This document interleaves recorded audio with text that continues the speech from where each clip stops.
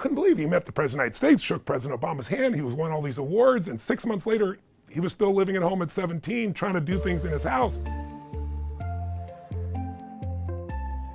Tony Robbins gave me a call one day. He saw a TED Talk I gave. I knew him from the movie Shallow Hal with Jack Black. That was one of the bigger ones. But I knew he's an author, performance and life coach. He reached out and said, I want to help people around the world physically, and I love what you're doing. I love your ideas. So he provided investment, mentorship, guidance to be able to go from a bedroom in Colorado to a garage to a facility, to be able to start working with big companies.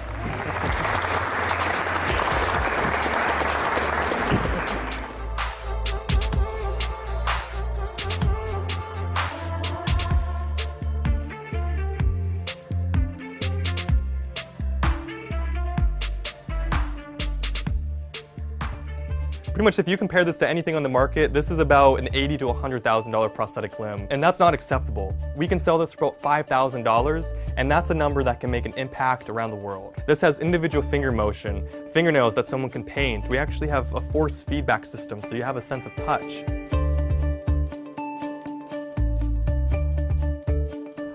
Hi, Momo. Hi. Oh, it's so good to finally meet you. Oh, wow. Oh, wow. We even made some fingernails for you so you can like paint it and do all sorts of different stuff.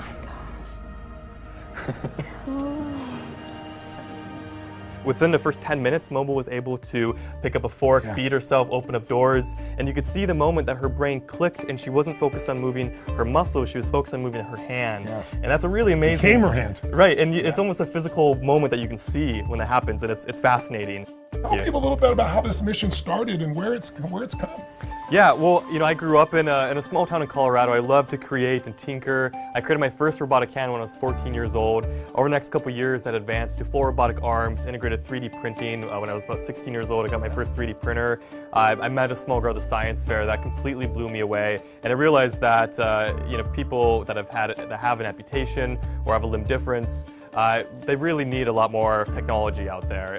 It's just not acceptable for an $80,000 almost pair of shoes in a way that every 12 to 14 months a child outgrows this. And not only psychological aspects of being bullied, but also physical everyday tasks that add up. And it motivated me to really take this to the next level. And that first young lady that you met, she was 7 years old, if I remember right? Yeah, she was 7 years old. And, and it was like a hook, right? All this money, and it was just like a hook pulling things together, nothing to articulate, isn't that true? Yeah, it was an eyeful. I remember that day very clearly. I entered this robotic arm, it had individual finger motion, it could toss the ball, it could interact with you.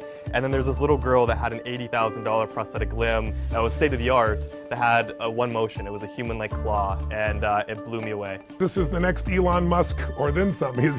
He'll be his own version of that. So this is only the beginning. You hear from this amazing scientist and contributor to society. Love you, brother. Thank you, Tony. Thank you. Thank you.